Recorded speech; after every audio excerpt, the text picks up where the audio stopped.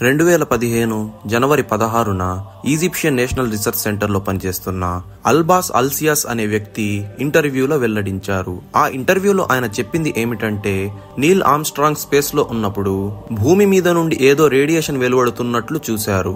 ఆ తరువాత ఆయన స్పేస్ నుండి భూమిని జూమ్ చేసి పరిశీలించగా ఆ రేడియేషన్ భూమి యొక్క సెంటర్ లో ఉన్న కాబా నుంచి వెలువడుతున్నట్లు కనిపించింది.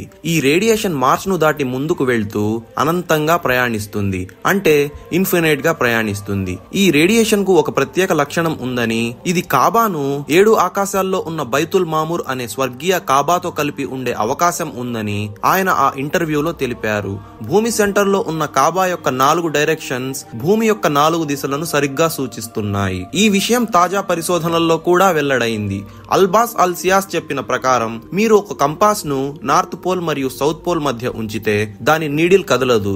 దీన్ని జీరో మ్యాగ్నెటిజం జోన్ అంటారు, ఎందుకంటే అక్కడ మ్యాగ్నెటిక్ ఫోర్స్ ప్రభావం చూపదు. అందువల్ల ఎవరైనా మక్కాలో నివసిస్తే వారు ఎక్కువ కాలం ఆరోగ్యంగా జీవించగలుగుతారని చెప్పబడింది, ఎందుకంటే భూమి యొక్క గ్రావిటీ ఆ ప్రాంతంలో తక్కువ ప్రభావం చూపుతుంది. కాబాలో ఉన్న నలుపు రంగు రాయి హజ్రే అస్వద్. ఈ రాయి ప్రపంచంలోనే అత్యంత పురాతనమైనదని పరిశోధనల ద్వారా తేలింది.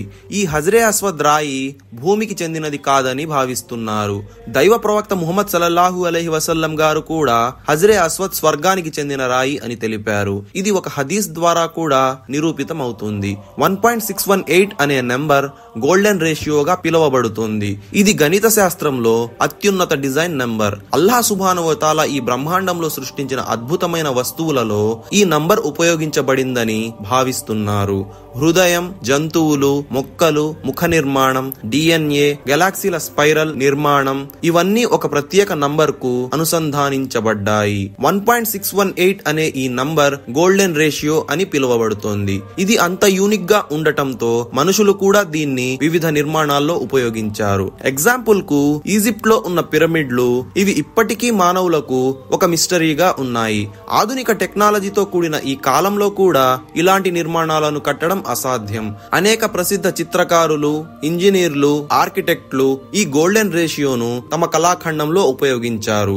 చరిత్రలో గొప్ప ప్రతిభాశాలి అయిన లియోనార్డో డావిన్సీ తన ప్రసిద్ధ పెయింటింగ్ అయిన మోనాలిసా రూపకల్పనలో కూడా ఈ గోల్డెన్ రేషియోను ఉపయోగించాడు.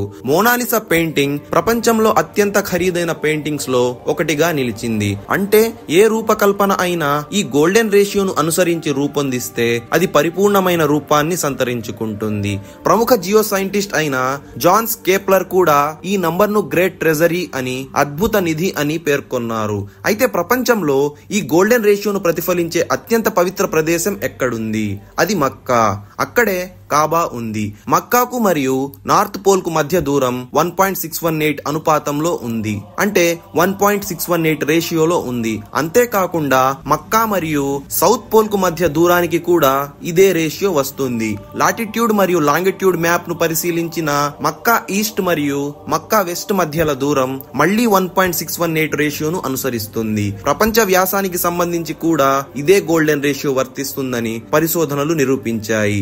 మక్కా అనేది ప్రపంచంలో ఏకైక ప్రదేశం. దీని పొడవు మరియు వెడల్పు గోల్డెన్ రేషియో ప్రకారం ఉంటుంది. హజరత్ ఇబ్రాహీం అలైహిస్సలాం అల్లాహ్ తన ప్రియదాసుడిగా, అంటే తన ప్రాఫెట్ గా ఎంపిక చేసిన వ్యక్తి. ఆయన ప్రజలను అల్లాహ్ వైపు పిలిచేవారు. కానీ ఆ అల్లాహ్ను ప్రజలు కలిసి ప్రార్థించేందుకు ప్రత్యేకమైన ప్రదేశం లేకపోయింది. హజరత్ ఇబ్రాహీం అలైహిస్సలాం ఆశయం ఏమిటంటే, ప్రజలు అల్లాహ్ను ఒకే ప్రదేశంలో స్మరించేందుకు అవకాశం ఉండాలి అని. హజరత్ ఇబ్రాహీం అలైహిస్సలాం గారి యొక్క ఆ కోరికను అల్లాహ్ సుబ్హానహు వ తఆలా అంగీకరించాడు. ఆ తరువాత అల్లాహ్ సుబ్హానహు వ తఆలా కాబాను నిర్మించమని హజరత్ ఇబ్రాహీం అలైహిస్సలాం కు ఆదేశించాడు. హజరత్ ఇబ్రాహీం అలైహిస్సలాం గారు తన కుమారుడు అయిన హజరత్ ఇస్మాయిల్ అలైహిస్సలాం తో కలిసి కాబాను నిర్మించారు. అయితే కాబాను మొట్టమొదట నిర్మించిన వారు హజరత్ ఇబ్రాహీం అలైహిస్సలాం కాదు, హజరత్ ఆదం అలైహిస్సలాం అని చెప్పబడింది. హజరత్ ఆదం అలైహిస్సలాం ఈ ప్రపంచాన్ని వీడి వెళ్లిన తరువాత హజరత్ నూహ్ అలైహిస్సలాం గారి కాలం వచ్చింది.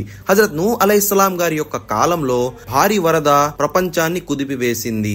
ఈ వరద కారణంగా కాబా గోడలు పూర్తిగా ధ్వంసమయ్యాయి. వేల సంవత్సరాల తరువాత తర్వాత హజరత్ ఇబ్రాహీం అలైహిస్సలాం గారు కాబాను మరలా తిరిగి నిర్మించారు. హజరత్ ఇబ్రాహీం అలైహిస్సలాం గారు కాబాను పునర్నిర్మించిన తర్వాత ప్రపంచపు నలుమూలల నుండి ప్రజలు కాబాలో ఇబాదత్ చేయడానికి రావడం ప్రారంభమైంది. కాబా ఆ సమయంలో ఎంతో పవిత్ర ప్రదేశంగా మారింది.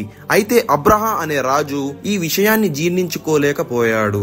అబ్రహా ఓ భారీ సైన్యంతో కాబాను ధ్వంసం చేయడానికి బయలుదేరాడు. కానీ అల్లాహ్ సుబ్హానహు వ తఆలా తన అద్భుత శక్తిని చూపించాడు. ఆ గొప్ప సైన్యాన్ని చిన్న పక్షుల ద్వారా ఓడించేశాడు. తమ ముక్కుల్లో చిన్న రాళ్లు పెట్టుకొని ఆ చిన్న రాళ్లను అబ్రహా సైన్యంపై విసిరాయి. ఈ రాళ్ల ప్రభావంతో అబ్రహా సైన్యం పూర్తిగా నాశనమైంది.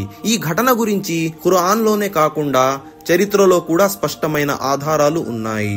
సూరా అల్ ఫీల్ లో కూడా ఈ సంఘటన స్పష్టంగా పేర్కొనబడింది.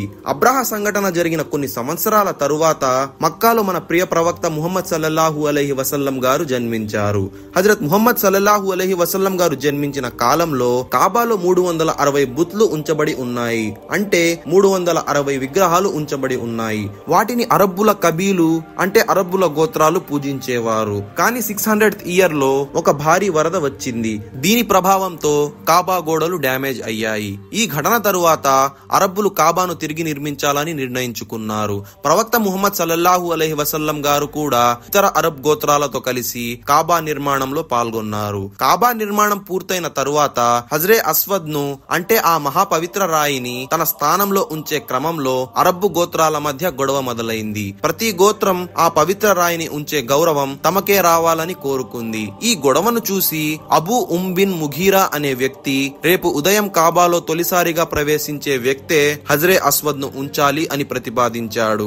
ఆ తరువాతి ఉదయం అరబ్బు గోత్రులు అంతా కాబా తలుపులు తెరిచే సమయానికి కాబా లోపల హుజూర్ ముహమ్మద్ సల్లల్లాహు అలైహి వసల్లం గారు ఆల్రెడీ చేరుకొని ఉన్నారు. ఇక హజరే అస్వద్ ను తమ సుహస్తాలతో తన స్థానంలో ఉంచే అవకాశం మన హుజూర్ ముహమ్మద్ సల్లల్లాహు అలైహి వసల్లం గారికి దక్కింది. దీనికి అందరూ అంగీకరించారు. ఎందుకంటే ప్రవక్త ముహమ్మద్ సల్లల్లాహు అలైహి వసల్లం గారు తమ నడమిన్ ఆమీన్ అంటే నమ్మకస్తుడు మరియు నిజాయితీ గలవాడుగా ప్రసిద్ధి చెందారు. ప్రవక్త ముహమ్మద్ సల్లల్లాహు అలైహి వసల్లం గారు ఒక వస్త్రాన్ని తీసుకొని అందులో హజరే అస్వద్ ను ఉంచి అన్ని గోత్రాల పెద్దలను ఆ వస్త్రాన్ని పట్టుకోమని చెప్పారు. అందరూ సమానంగా ఈ పని చేసిన తరువాత హుజూర్ ముహమ్మద్ సల్లల్లాహు అలైహి వసల్లం గారు స్వయంగా హజరే అస్వద్ ను కాబాలో తిరిగి తన స్థానంలో ఉంచారు. ఇదంతా జరిగిన కొంతకాలం తరువాత ప్రవక్త ముహమ్మద్ సల్లల్లాహు అలైహి వసల్లం గారికి అల్లాహ్ తరపున నబువత్ అందింది. మక్కా ప్రజలు ఇస్లాం స్వీకరించడం ప్రారంభించారు. అయితే ఆ కాలంలో ముస్లింలు నమాజ్ చదివేటప్పుడు కాబా వైపు కాకుండా మస్జిద్ అల్ అక్సా వైపు తిరిగి నమాజ్ చేసేవారు. ఒక రోజు ముహమ్మద్ ప్రవక్త సల్లల్లాహు అలైహి వసల్లం గారికి అల్లాహ్ తరపున వహీ వచ్చింది. అంటే ఓ మెసేజ్ వచ్చింది, ముస్లింలు ఇకపై కాబా వైపునే తిరిగి నమాజు చేయాల్సి ఉంది అని. ఆ వహీ అందిన తరువాత కిబ్లా మార్పు అనేది జరిగింది. ఆ తరువాతి నుండి ముస్లింలు మస్జిద్ అల్ అక్సా వైపు తిరిగి నమాజు చదవడం కాకుండా కాబా వైపుకు తిరిగి నమాజు చదవడం ప్రారంభించారు. ప్రవక్త ముహమ్మద్ సల్లల్లాహు అలైహి వసల్లం గారు మక్కాలో ఉండగా మక్కా ప్రజలందరూ ఆయనకు వ్యతిరేకంగా మారిపోయారు. ఇస్లాం పెరుగుతున్నట్లుగా కనిపించడంతో మక్కా నాయకులు మన హుజూర్ ముహమ్మద్ సల్లల్లాహు అలైహి వసల్లం గారిని హింసించడం, బాధించడం ప్రారంభించారు. వారు ప్రవక్తను చంపేందుకు కుట్రలు కూడా పన్నారు. ఈ పరిస్థితుల మధ్య ప్రవక్త ముహమ్మద్ సల్లల్లాహు అలైహి వసల్లం గారు మదీనాకు హిజ్రత్ చేసేందుకు సిద్ధమయ్యారు. ఇది ఇస్లామిక్ చరిత్రలో కీలక మలుపుగా నిలిచింది. ప్రవక్త ముహమ్మద్ సల్లల్లాహు అలైహి వసల్లం గారు 610వ సంవత్సరంలో నబూవత్ పొందిన తరువాత 622వ సంవత్సరంలో మక్కా ప్రజల హింస మరియు నిర్బంధాలను తట్టుకోలేక మక్కాను వీడి మదీనాకు హిజ్రత్ చేశారు. మదీనాకు హిజ్రత్ చేసిన ఆ సంవత్సరం హిజ్రీ 1 అంటే హుజూర్ ముహమ్మద్ సల్లల్లాహు అలైహి వసల్లం గారు మక్కాను వదిలి మదీనాకు ఎప్పుడైతే హిజ్రత్ చేశారో అప్పటి నుండి ఇస్లాంలో కొత్త సంవత్సరం ప్రారంభమైంది. ఆ సంవత్సరమే హిజ్రీ 1 గా పేర్కొనబడుతోంది. ఇది ఇస్లాం యొక్క మొదటి సంవత్సరం. అయితే మక్కా ప్రజలు ముస్లింలను ఉమ్రా చేసేందుకు మక్కాలోనికి అనుమతించట్లేదు. దాంతో 628వ సంవత్సరంలో సులహ్ హుదైబియా అనే ఒక పీస్ఫుల్ అగ్రిమెంట్ ను మక్కా ప్రజలతో మన ప్రవక్త ముహమ్మద్ సల్లల్లాహు అలైహి వసల్లం గారు కుదుర్చుకున్నారు. సులహ్ హుదైబియా ఒప్పందం ప్రకారం మెయిన్లీ 2 పాయింట్స్ ఉన్నాయి. మొదటిది, ముస్లింలు కాబాలో ఉమ్రా చేసేందుకు అనుమతిని పొందారు.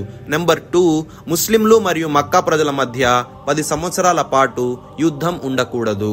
ఈ అగ్రిమెంట్ ను యాక్సెప్ట్ చేస్తూ హుజూర్ ముహమ్మద్ సల్లల్లాహు అలైహి వసల్లం గారికి మక్కా ప్రజలతో అగ్రిమెంట్ కుదిరింది. ఇక 10 సంవత్సరాల తరువాత ముస్లింలు చాలా బలమైన వారిగా మారారు.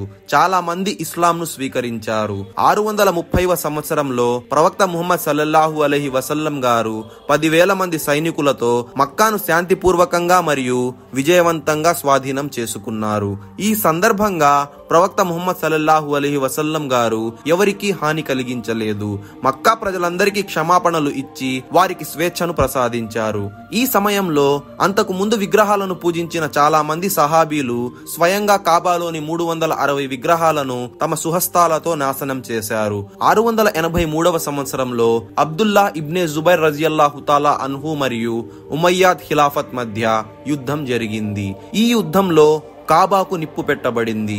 దీంతో అబ్దుల్లా ఇబ్నే జుబైర్ రజియల్లాహు తాలా అన్హు గారు మళ్లీ కాబాను పునరుద్ధరించారు. 930వ సంవత్సరంలో హజ్ రోజు కార్మాటియన్ అనే ఒక తిరుగుబాటు గ్రూప్ మక్కాపై దాడి చేసి హజ్రే అస్వద్ ను దొంగలించారు. హజ్రే అస్వద్ ను అపహరించారు.